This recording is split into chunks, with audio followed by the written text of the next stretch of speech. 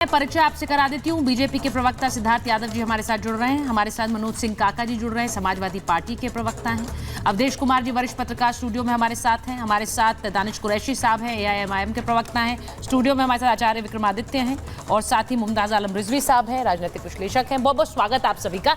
मैं तस्वीर जो आज मुंबई से आई वो बहुत डराने वाली भी थी, हैरान करने वाली भी थी और बहुत सारे सवाल खड़े करने वाली भी थी। ओवैसी साहब का भी आज एक बयान आया जो कि बहुत सारे सवाल खड़े कर रहा है। मैं सिद्धार्थ जी शुरुआत सबसे पहले आपसे करना चाहती हूँ। एक बात मुझे बताइए, जिस तरह की तस्वीरें आपने देखी होंगी, महाराष्ट्र की मस्जिद से जो अतिक्रमण हटाने के लिए एक टीम गई थी। अब वहां पर एक बात कही गई कि हम मस्जिद को गिराने के लिए लोग आ रहे हैं तो आप लोग आ जाइए और रोकिए, जबकि हकीकत यह है कि मस्जिद को हटाने नहीं, जो अतिक्रमित किया गया हिस्सा था उसे हटाने के लिए वहां पर टीम गई थी, लेकिन वहां पर बवाल हो गया। अब सवाल यह है कि अतिक्रमण हटाने के लिए भी क्या एक भीड़ तंत्र का सामना करना पड़ेगा? संपत्तियां ऐसे ही मनमाने ढंग से कब्जे होते जाएंगे और उस पर कोई सवाल नहीं उठा सकता? देखिए सुचारिता जी, मैं मानता हूं कि भारत एक लोकतांत्रिक देश है और दुनिया की एक बहुत मैच्योर डेमोक्रेसी है।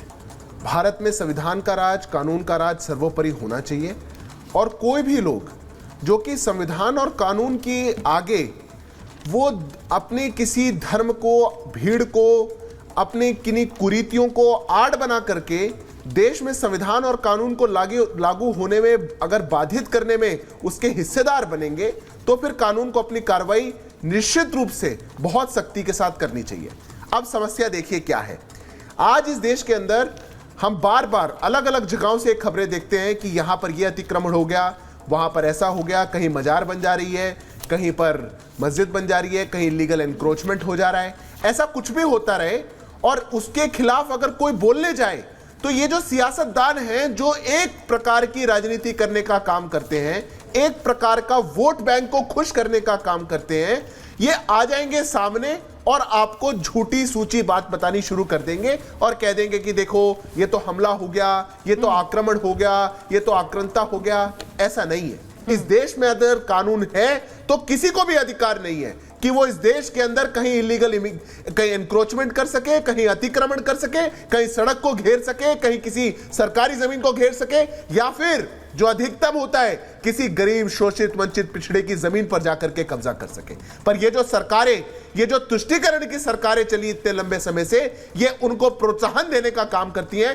फिर तालियां बटोरने का काम करती हैं, फिर उनका संरक्षण करने का काम करती हैं और उसी सब का एक परिणाम ये निकल करके आता है। आज पूरा देश एक स्वर में सुचारिता जी वक्फ जैसे काले कानून के खिलाफ भी बोल रहा है, इलीगल एनक्रोचमेंट जैसी हरकतों के खिलाफ भी बोल रहा है और वो देश की जनता देश के संविधान की तरफ देख रही है और वो न्याय की गुहार कर रही है कि अगर भारत जैसे लोकतांत्रिक देश में अगर हमें कानून का राज लाना है तो इस प्रकार के जितने भी लोग हैं और इस प्रकार की जितनी भी गतिविधियां हैं आपको उनको डिस्करेज करना पड़ेगा। उनके बिना आप इस देश को अच्छे से नहीं चला सकते। अब ये जो बात आपने बोली है, मैं तो आज जो ओवैसी साहब का बयान देखा है उससे हैरान हूं, क्योंकि उन्होंने यूपी की वक्फ संपत्तियों की बात कर दी है और यूपी की वक्फ संपत्तियों की बात करते हुए वो खुलकर कह रहे हैं कि भाई इनके पास तो कागज ही नहीं है, 90% तो कागज नहीं है, 90% संपत्तियां हैं, मतलब कब्जा है पर कागज नहीं है। मुमताज जी, अब आप तो वक्फ की वकालत इतनी करते रहे, ये कब्जे कैसे हो गए? और कब्जे हो तो गए लेकिन कागज नहीं पहुंचे। सवाल सबसे बड़ा ये है, भाई कैसे हो गए कब्जे? बताइए जरा मुमताज जी। देखिए, कागज ही नहीं है। सबसे पहले तो मैं जो भीड़ तंत्र की बात हो रही थी सुचारिता जी, उस पे मैं कर लूं। अगर नहीं, मैं उस पे भी जवाब दूंगा। है मेरे पास जवाब। पहले तो मैं ये बता दूं कि जिस तरीके से धरावी का जिक्र आया है तो सिर्फ मस्जिद नहीं, पूरी धरावी लीगल है अगर आप जाके देखेंगे, लेकिन आप मस्जिद को टारगेट करने की बात है। अच्छा, वहाँ भीड़ आ गई तो भीड़ सबको नजर आ गई। हिमाचल प्रदेश में जिस तरीके से लोग निकले किसी को नजर नहीं आया। उत्तराखंड में जैसे लोग निकलते हैं किसी को नजर नहीं आता।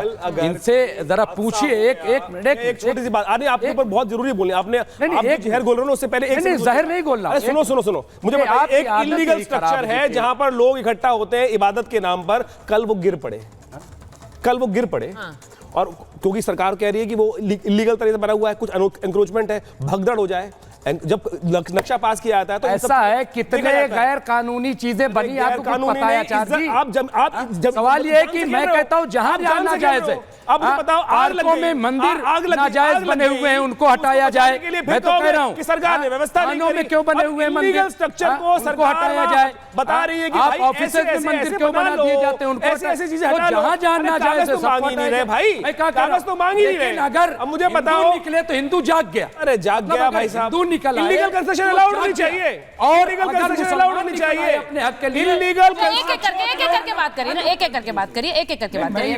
मैंने यूपी की बात करी है तो हाँ मैं उस पे आ रहा हूँ। मैं कह रहा हूँ कि अगर मुसलमान निकल आया ठीक है तो वो जो है अलोकतांत्रिक हो गया। अगर हिंदू निकल आए तो कहते हैं साहब हिंदू जाग, हिंदू निकल भी कोई नहीं कहता हिंदू जाग गया। वहां पे निकल कर आए इलीगल को बचाने के लिए, इलीगल को बचाने के लिए।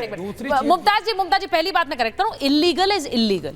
वो फिर हिंदू हो मुसलमान हो कोई भी धर्म का हो, अगर इलीगल अवैध है तो हटाया जाएगा और वो नोटिस देकर हटाया जा रहा है। वहां भी नोटिस दिया गया। अगर ऐसे ही मुसलमान भी निकल आए सुचारू कि कहां इलीगल मंदिर बने हुए हैं, ठीक है, कहां मठ बने हुए हैं, तो क्या वो सब एक्सेप्ट कर लेंगे? निकला जाए, क्या कह रही हैं आप? नहीं मैं तो निकले उनके मैं आपसे अगर कहें मैं आपसे पूरी तरह से सहमत हूं, मैं आपसे सहमत हूं, मैं सहमत हूं। आप करिए काउंटर मुहिम स्टार्ट। किसने बोला? मना किसी ने नहीं किया। अच्छा एक जायज नाजायज जंगी करना जायज नाजायज लोकतंत्र नहीं है। ठीक है, जहां नाजायज है आप जाइए सरकार में एप्लीकेशन। ठीक है, दानिश साहब आए हैं, काका जी और दानिश जी को एक मिनट मुमताज जी, मैं पहले शुरुआती कमेंट्स मैं एक बार मैं काका जी के पास जा रही हूँ, दानिश जी के पास जवाब दे लीजिए। अब मैं आ रही हूँ आपके पास। 10 सेकंड ही रखिएगा। हाँ, आपने कहा उत्तर प्रदेश में कि साहब 90% जमीन जो है वो ऐसी है कि जिनके पास कागज नहीं है। तो ये मैं बार बार कह रहा हूं कि जो वक्फ बोर्ड है वो सरकार के अंडर में चले हैं और सरकारों ने कब्जे कराए और कागज सरकारों ने कब्जे कराए। ठीक है काका जी, सरकारों ने कब्जे कराए और उसका हश्र ये है कि ओवैसी साहब खुद कबूल रहे हैं कि यूपी में, उत्तर प्रदेश में 90% वक्फ की संपत्ति ऐसी है कि जिसके पास कागज ही नहीं है, उनके पास कागज ही नहीं है। तो वो ये कह रहे हैं आप बचाओगे कैसे अपनी संपत्ति? तो जब कब्जा है तो कागज क्यों नहीं है भाई?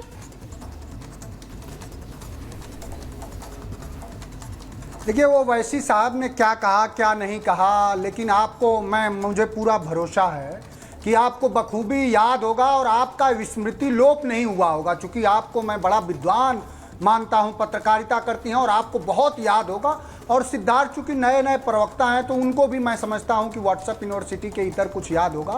उत्तर प्रदेश के अयोध्या में रामनगरी में योगी आदित्यनाथ ने अपने एक विधायक से कहा कि अरे अरे थोड़ा पीछे रहो, तुमने बहुत जमीन कब्जा करी है। ये सबको याद है उत्तर प्रदेश में। और उत्तर प्रदेश की सरकार ने अनेकों बार ये स्वीकारोक्ति करी है कि सबसे ज्यादा माफिया, जो सिद्धार्थ जो बात कर रहे थे कि वंचितों की, दलितों की, पिछड़ों की अगर जमीन सबसे ज्यादा कोई चंदौली से लेके गाजियाबाद तक अगर कब्जा कर रहा तो योगी आदित्यनाथ के स्वजाति लोग और भारतीय जनता पार्टी के स्वजाति पोषी गुंडे कब्जा कर रहे हैं। जो दूसरी बात है कि उन्माद और अराजकता, तो उन्माद और अराजकता का हालात ये है कि आपके बगल में ही, जहां से आप संवाद कर रही हैं, बगल में ही आर्यन मिश्रा जैसे एक 19 साल के नौजवान को गौ सेवा के नाम पर अराजकता फैलाने वाले दुर्दांत अपराधियों ने हत्या कर दिया। और उत्तर प्रदेश के समस्त सड़कों पर गायें आपको छुट्टा मिल जाएंगी। उन गायों को जो प्रधानमंत्री काका जी आज टॉपिक पर बात तो कर लीजिए ना।